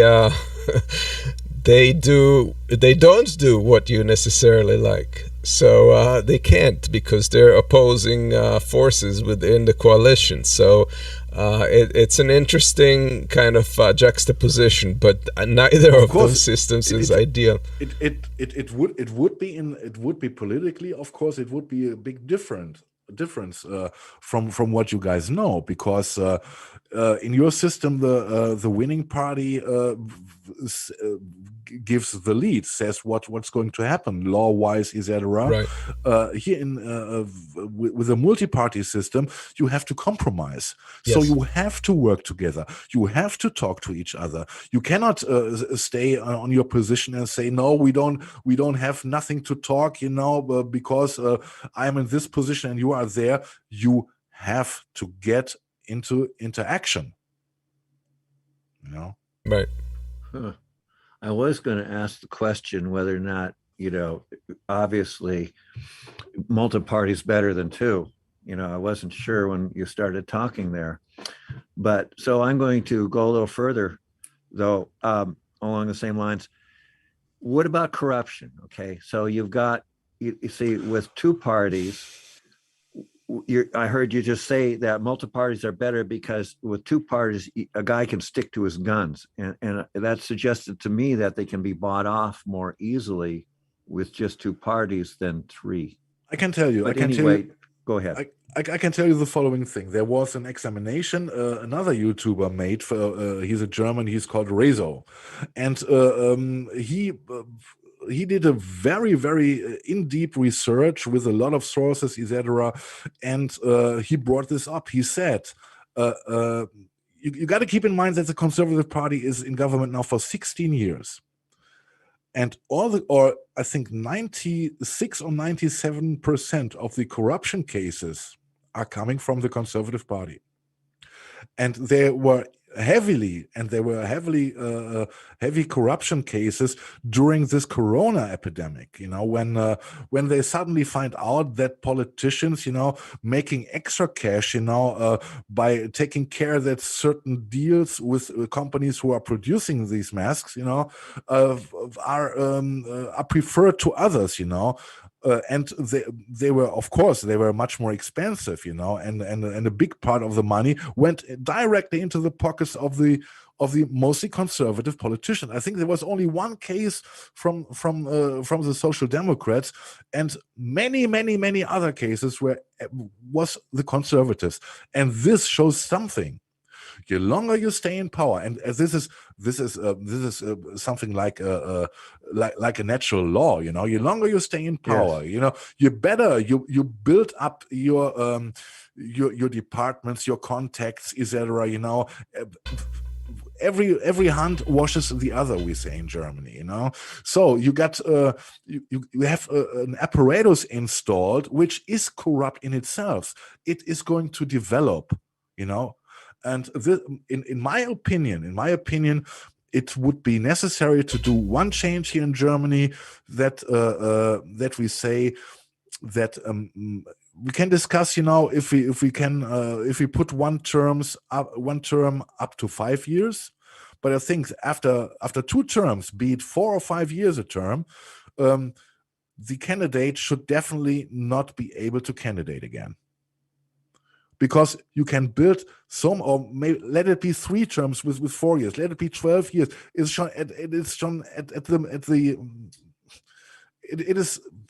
is difficult, But after 16 years, we had the same thing after Helmut Kohl. He was also nearly 16 years in government. We had the same thing. The corruption was so deep. The longer you are in office, this is why I think. A multi-party system can be helpful. It gives you more choice, to prevent this up to a certain point. It cannot prevent everything, but it doesn't help. Other two big parties. Well, the impression you're giving is it does make people more honest. They have to be more accountable. I'm not so sure that's the case in practice, but it's interesting theory. Yeah, because we have certain laws. Of course, it is not like in America. It is different here. Everyone who is working in politics in a certain office has to lay open what he is earning, and also what donations concern. They have to tell directly to to the Speaker of the Bundestag, when they are getting a donation which is over 10,000 euros. If they do not, and it comes out, the fines are much more drastic than the 10,000 you got before, And every party is very, very carefully to give the right papers to the Bundestag speaker, where these things are checked. All right. And Okay. I don't want it is not that I want to brag about the German democratic system. It is for my taste it's a weak system. I'm not voting for a satire party for peanuts. I'm quite desperate, but in comparison to what you guys have, it is still gold. And that's the problem, because the corporations can control it less. That's it. Yeah. That's it, and we have, and another thing is that unions have a big say here in Germany also, in what goes on. What's a union? I don't know. I'm an American. I don't know what a union is. Yes, exactly. This is what I'm talking about. Yeah. Yeah. Our biggest unions are, of course, involved in politics. And they have a very important say in what's going on also. Yeah. All right, let's move to shortcuts. We have a bunch of really interesting stories, some of them hard to believe. So let's start with the first one. The global carbon emissions seems to have, according to studies, have bounced back into pre-pandemic numbers, and they expect the upcoming year to increase in carbon emissions. So this is just a reminder that nothing has really changed. If we look I'm going to disagree with it. Okay, first of all, I keep track of this every month. And the last 2 months are slightly lower than they were last year. So the rate of increase, I believe, has slowed slightly. However, this title pisses me off. Global carbon emissions bounce back to pre-pandemic levels. Here's the problem. Things are only going up. Even if we stopped all emissions tomorrow, we would still have the emissions we already have. So every emission only builds on what we already have. And all right, you're right. I got it. Yep. I see a title. I see a title like that, and bounce back. That means bouncing back. Bouncing means going up and down. Yeah. Right. Nothing's going down. Things. That's only adding. Yeah, I see what you mean. But in terms of output, it is bouncing up. In terms of how much we're adding to the carbon in the atmosphere. So I don't know, but either way, crazy things are going on. I mean, China's got issues with coal right now. Right. They don't have enough coal because they're having power blackouts because they're not being able to supply enough coal to the power plants. They had I think it has to do with a sudden increase in manufacturing, but there I'm getting into the area of speculation. I'd have to go back to the articles and see if that part's really true. But this study went between up to December of 2020. So it may, I don't know what the last 2 months have included, but overall that's the situation. And some details of it is that China was the only large economy to increase the emissions in 2020. But rising 0.8% overall, and the US and EU saw emissions fall by about 10% during the pandemic, and it's so basically it's by December everything bounced back to the pandemic level, and they're expecting it to rise up. So COP26, it's gonna be a tough conversation. Yes, and here we are at the uphill media flash flood report. And since we were gone 2 weeks, I did 2 of them. This first one is the Quentin Tarantino edition. Quentin is into feet, and so you'll see why if we play this. It's in Hong Kong, and things really got. This is about a week old, and that one was in Hong Kong.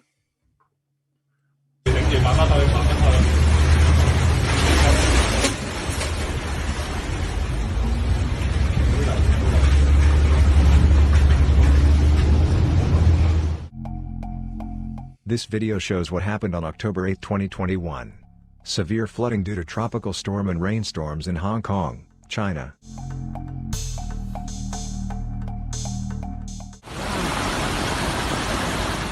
Torrential downpours prompted the Hong Kong Observatory to upgrade its rainstorm warning at 11 a.m. on Friday to black, the highest level in one that was last issued on June 28. The warning was downgraded to red an hour later, with heavy rain still lashing the city, and was again lowered to amber at 5 p.m. Earlier, with Tropical Storm Lion Rock skirting Hong Kong, the observatory issued a number 3 typhoon signal, which was expected to remain in force for most of the day.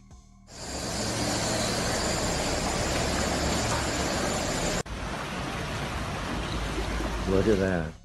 The car owner said that an amber rain warning in force at the time was insufficient for the weather conditions. To be honest, the rain and the wind was so bad that this morning the red or black rain warning should have been in place earlier. Due to heavy rain, a building collapsed, in which renovation work was carried out. The storm is coming. A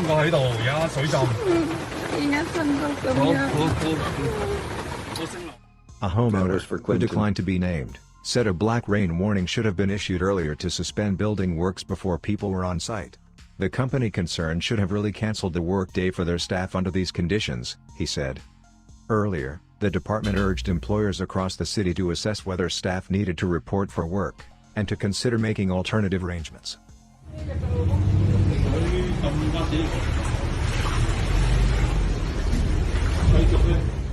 Do not forget to subscribe to the channel to keep abreast of the most important changes on the planet. Okay, so everyone had wet feet there. Yeah. Yeah. Let's play the And other. so now we have another one. Here we go. You notice at the bottom of this one, I'm inflicting the graph on everybody again, which was my whole point in starting this how many weeks ago when I gambled and decided, hey, things are getting so bad, I can find a flash flood every week. And I did.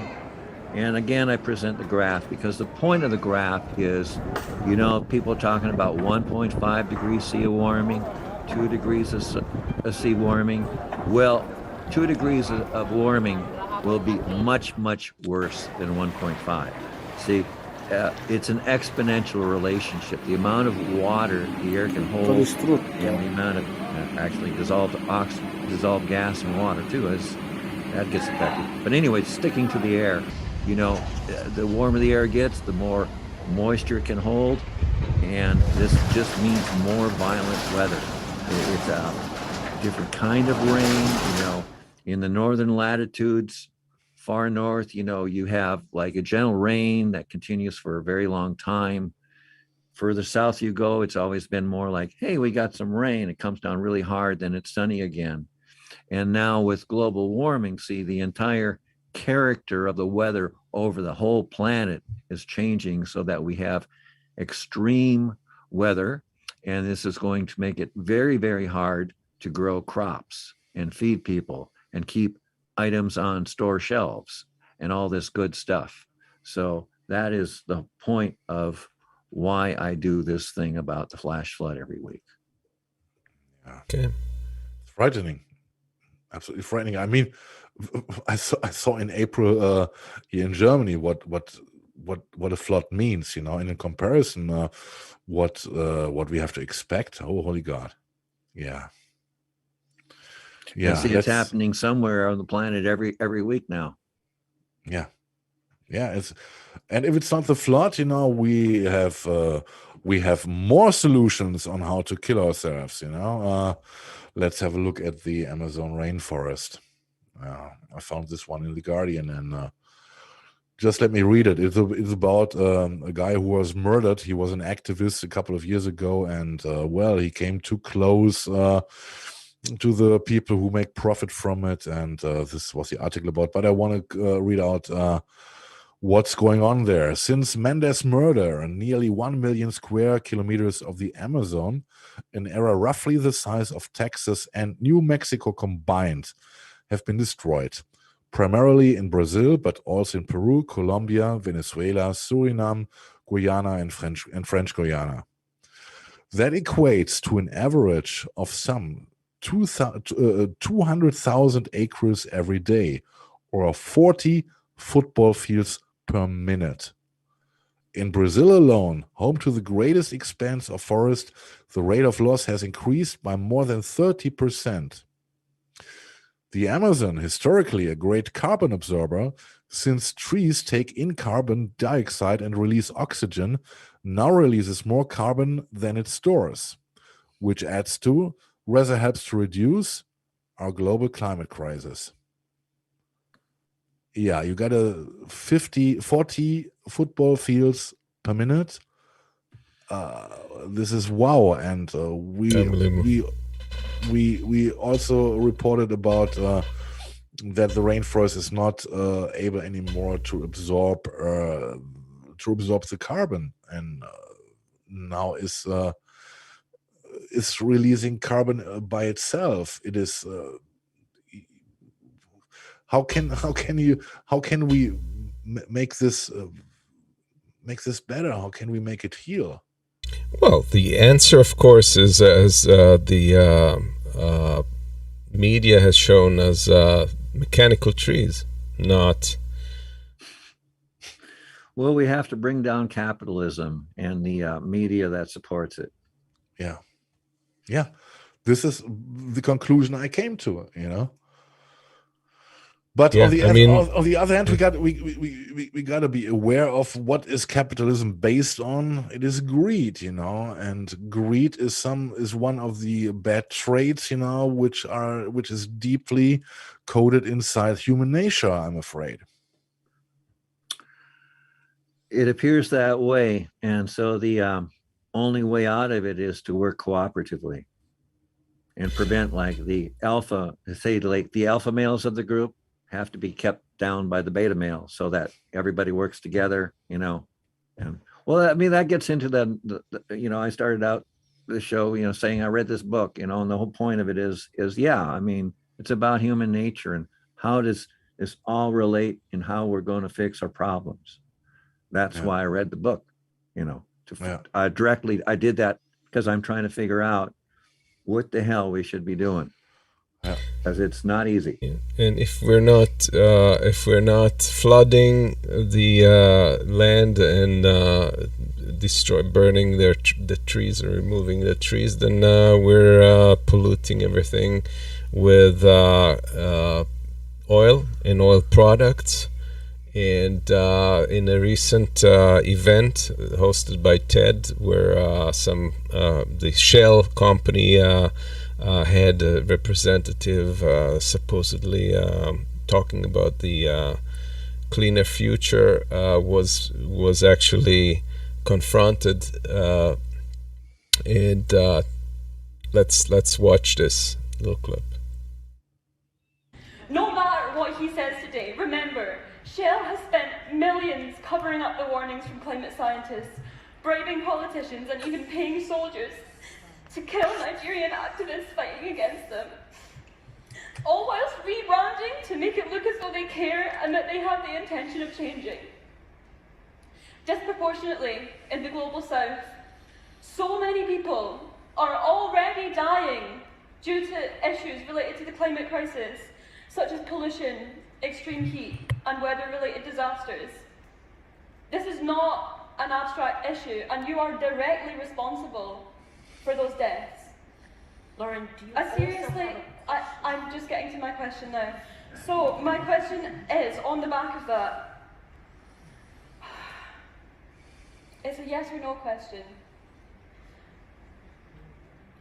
In my view, you're sitting here and you're giving us this greenwashing, and I feel if you're able to do that, I should be able to provide the context of the absolute atrocities that Shell has committed over its lifetime. So, if you're going to sit here and say you care about climate action, why are you currently appealing the recent court ruling that Shell must decrease its emissions by 45% by 2030?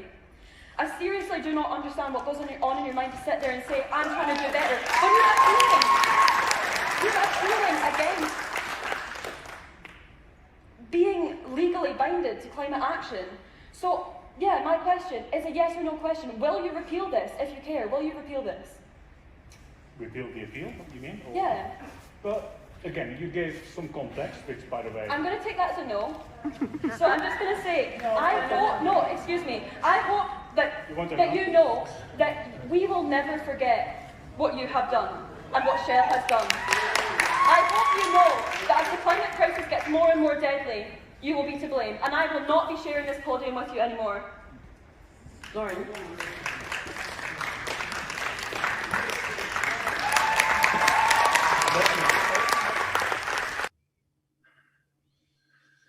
Yeah, quite event there. Of course, the greenwashing is continuing.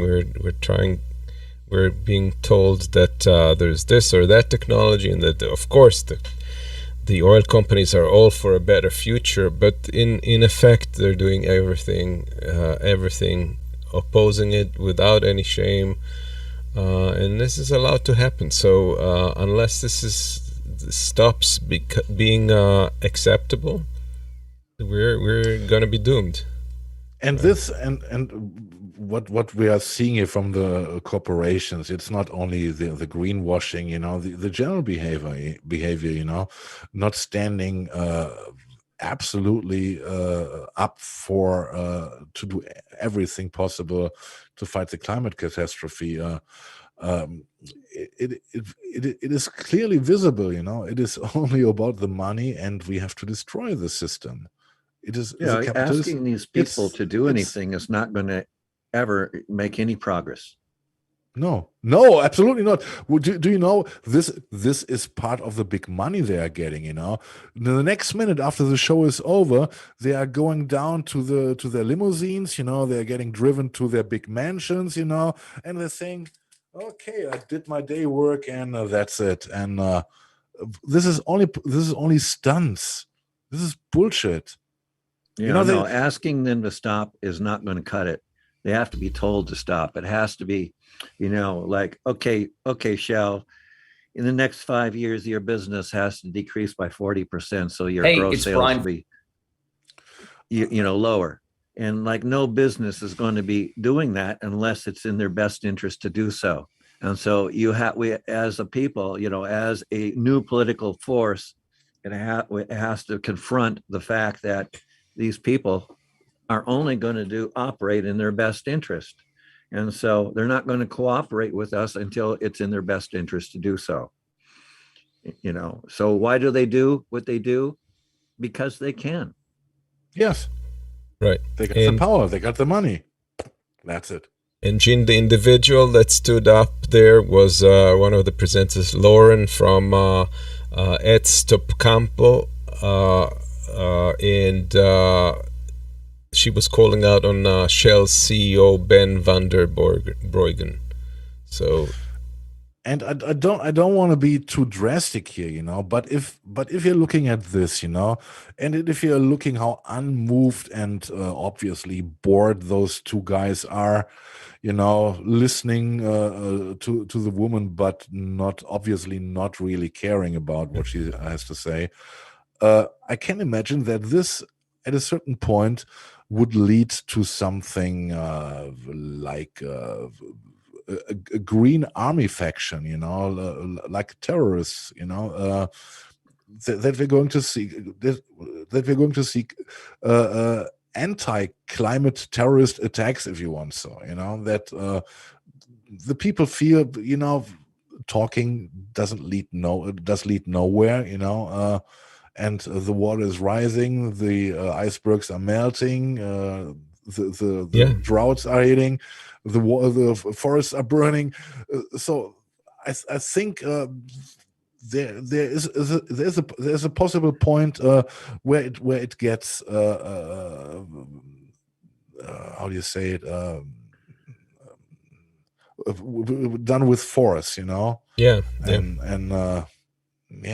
And meanwhile, they're getting away with corruption to unprecedented levels, where they're corrupting our legal system, especially in the U.S. And if in the U.S., you can imagine what it is like in other countries that don't have this system in place, or where money goes much further. But in the U.S., we have the Stephen Donziger case where the corporations have, like ExxonMobil in particular has taken on the entire court system, the legal system, to exact revenge on a attorney that was successful in going after them for atrocities that they have committed. Chevron, correct? Atrocities that they have committed in South America. So, yeah, it's not a good place we're in, and we need to keep fighting this. Yeah, definitely. And I shouldn't say Chevron it was. I should say Chevron it is, because that's very much ongoing. And that Stephen Donziger has been covered quite a bit in the last few weeks, and that's a good thing. But yeah, he's just the tip of the iceberg. Yes, yeah, and if this kind of action is successful, that playbook is being written, then we can expect other human rights and social activists, lawyers to be targeted, and less of them to come forward and protect humans. Yeah, I mean, we brought up Stephen Donziger. I'll just rant for a few seconds. Marcus brought up what's his name? The indigenous person who was murdered. And indigenous person. Hell, there have been many. I mean, what's the? I forgot. Let me think. I think Guatemala is the most dangerous country to be in, where if you're, the chance of being murdered if you're a climate activist is 50 times what the regular murder rate is, or some baloney like that. I mean, people, money, and greed is just going strong. Yeah. Yep. Yeah, that's right. Another piece of unpleasant news is that the organization Undocked Black Network has released information about an up-and-coming lawsuit led by the A&M University Legal School, as well as 6 other organizations that have charged ICE with atrocious behavior towards African migrants who were deported back to Africa. And so this is kind of hard to watch, so I kind of warn you, but here it goes.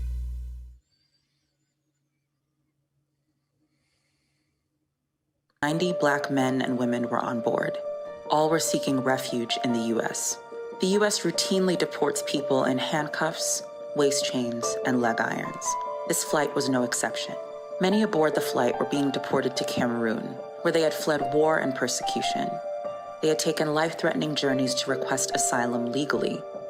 Instead of being welcomed, these black asylum seekers were put in detention for years. Many were beaten, shamed, shot with rubber bullets, pepper sprayed, and forced to sign their own deportation papers.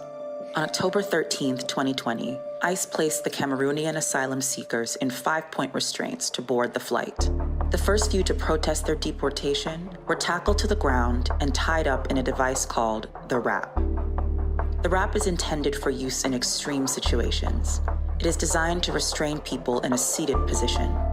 Instead, the wrap was used against these black migrants, who were already restrained, to lock them into painful stress positions, with one man forced into a full-face hood. This is torture. as the United Nations has made clear, and ICE use these torture devices routinely. Now, 7 migrant rights organizations have filed a civil rights complaint denouncing ICE's use and abuse of the RAP. Black asylum seekers, like all those who seek protection, must not be tortured for exercising their human right and legal right to seek asylum. Everyone deserves to be safe. ICE and DHS must be held accountable.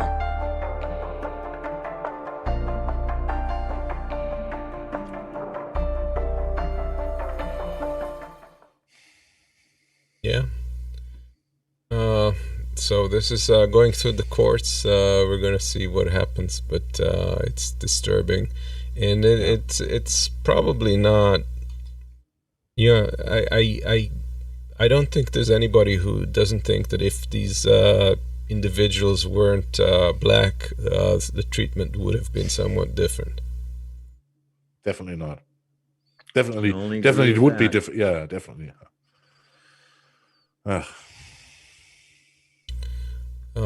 Last thing, here's another clip regarding the Freedom to Vote Act, and let's watch. The freedom to vote is our basic right. Our opportunity to make our voices heard. For over 50 years, the Voting Rights Act has helped remove barriers to voting. It's been signed into law by both Democratic and Republican presidents. It's time for our leaders to come together again to update the law. And ensure that all eligible Americans can vote. Keep our democracy strong. Call your senators and tell them to unite to support our freedom to vote. We all deserve the right to vote. We all deserve the right to vote. Yeah, do it. Call your senator. I'm going to be calling mine, although mine are supporting it, but you get my point. Vote. Yeah. Cartoons. Yeah. What we were talking about today. More drilling, more spilling, more making a killing, and still more unwilling. And we're stuck with more grilling. Yeah. Yeah. Now, this one I couldn't quite figure out. I had to look at it for a while. This one coming up. Yeah, the moderate asses are in the back. Yeah. Yeah. Yeah, maybe you can explain it to me there. Well, they're not pulling the cart. Yeah, I threw this one since it related directly to what I was covering. Yeah. Consequences. Yeah. And cinema. Yeah. Why is she behaving the way she's behaving? Well, the bullshitting things. Nothing mysterious about money. Yeah. Yeah. I like this. Come on, man. This is come on, man and lady. Yeah. Build back bitter. That's a bitter pill they'd have to swallow. Yeah. And here's the ethical void and of Facebook. Yes. Yeah. I hate Facebook. They destroyed my self-image, my self-esteem, and my mental health, just so they could make money. Yeah, I know how you feel. America divided, misinfo, hate groups thrive. Yeah, a lot of baloney put out to influence people, and they don't care if it's true. Welcome to Texas. Come for the business-friendly environment and stay for the endless culture wars. Wasn't it Texas? Rick DeSantis is Florida, right? Or yes. Am I wrong? But wasn't it Texas who came up with the great idea, to put the Holocaust under different perspectives, the pro and cons? I thought that was Florida. I thought. I think it was Texas, but I'm not sure. I was wondering that when you mentioned it, I thought, have to check. DeSantis too. Well, one of the other, they're kind of interchangeable in a lot of ways. Yeah, the pros and cons about how can you get so stupid. It's okay. All right. I guess we came to the end of Generations our forget show. is how you get that stupid. Yeah. That's stupid that you forgot it. Yeah. All right, guys. The first show after a long break for me. It was absolutely fun. It was great to talk to you guys and to discuss things with you. And thank you for letting me in again after the long time. Of course. But now we'll have to figure out how to keep it shorter, since we're at 2.5 hours. Yeah, 2 hours. 2 hours right now. Yeah, that's right. We started late. Yeah. That's right. Yeah, a little bit later. Yeah. Okay. All right. So we're not that bad. So our call to action for all of you, of course, is this week is call your senator, support freedom to vote, share our content, share our shorter clips in your social media. That always helps. We appreciate the love. And what's our outrovert today, Marcus? No, it's introvert, and it's coming from Little Sims, and she is coming from Great Britain. She is living in London, and she is describing her music experimental rap, and it is a little bit based in the grime music rap style, and it also, and this is quite interesting. This is why I chose this. She also gives a lot room for a lot more musical influences. She's very open to different stuff, and this makes it so thrilling to listen to her, in my opinion. She has a new album out lately. I think it was published 2 weeks ago. Sometimes I Might Be Introvert is the title, the album's title. And well, I like her, and this was taken, is a live video. I don't know from where I took it. It was from Tiny Desk or from another source, but I hope you like it. And yeah, she's a great performer, in my opinion. And well, this is why I would like you to check her out and well, enjoy it. And yeah, next week, guys, are we together next week, or is someone camping or stuff? No, we're together. We should be. Then we are together next week. All right. Okay, Gene, bye from Germany. Kendra, everyone, have a great rest of the week. Thank you, Kendra. And have a good week, and Marcus. give them hell. All right, here we go. Little Sims, introvert.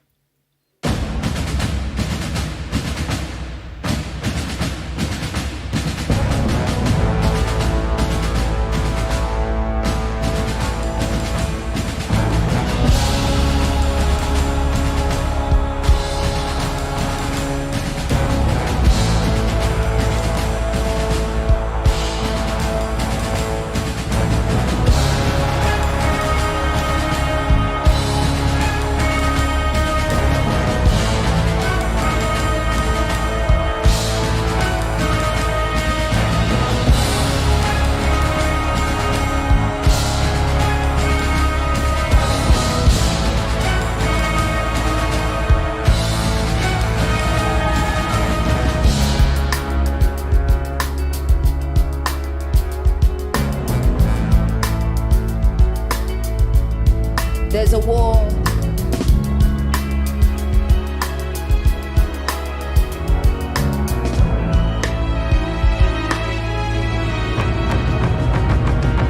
The kingdom's on fire, the blood of a young Messiah. I see sinners in a church, I see sinners in a church. Sometimes I might be introvert, there's a war inside. I hear battle cries, mothers burying sons, young boys playing with guns. The devil's a liar, fulfill your wildest desires. Now I don't wanna be the one to doctor this, but if you can't feel pain, then you can't feel the opposite. The fight between the yin and yang's a fight you'll never win. I study humans, that makes me an anthropologist. I'm not into politics, but I know it's dark times. Parts of the world still living in a. But if I don't take this winner's flight, that's career suicide. Though I should have been a friend when your grandma died. I see the illness, see my aunt laying in her bed. I see her soul rising as her body gets closer to death.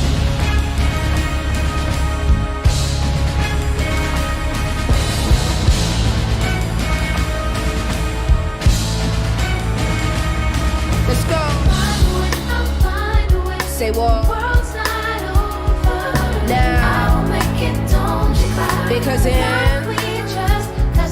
I need a license to feel internal wounds, and I'm not trying to be healed. I Sabotage what you're trying to build. Cause the feelings I keep aside, but it's time to reveal. I hate the thought of just being a burden. I hate that these conversations are surface. Sim's an artist or Sim be the person. To you I'm smiling but really I'm hurting. I dedicate my life and gave my heart over 20-something years. Left wondering how I even feel, what was it even worth it? I bottle up and I spill it in verses. One day I'm Wallace, next day I'm a wordsmith. Close to success but to happiness I'm the furthest. At night I wonder if my tears will dry on their own. Hoping I will fulfill means. Angel said don't let ego be enough. And the demon was telling me that like they strip you of everything you're deserving. Realize there is a prison and us, we are conditioned as much. It's like they can't sleep till our spirit is crushed. How much fighting must we do before fearless enough? All we seen is broken homes and poverty. Corrupts government officials' lives. Atrocities. How they talking on what's threatening the economy. Knocking down communities to re-up on properties. I'm directly affected, more than just bother me. Look beyond the surface, don't see what you wanna see. My speech ain't involuntary, projecting intention straight from my lungs. I'm a black woman and I'm a proud one. We walking blind faith, not knowing the outcome. But as long as we're unified, then we've already won.